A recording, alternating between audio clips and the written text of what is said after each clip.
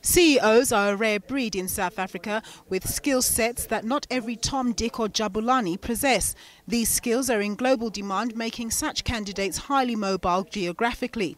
So how can corporates retain such skills while being mindful of the South African context in which many are hard-pressed to earn a living wage? In a free market system, competitive forces should keep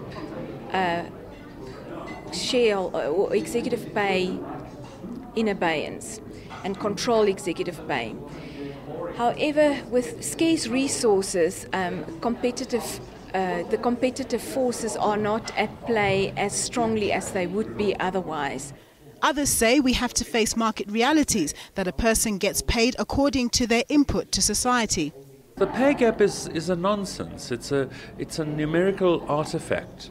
Why should a cleaner in theatre in a hospital be paid a certain fraction of a cardiologist's wage or the hospital CEO's wage? There's no reason for that pay gap to have any significance. Labour disagrees with such sentiment and says the pay gap is not only too wide, but workers are barely scraping through each month.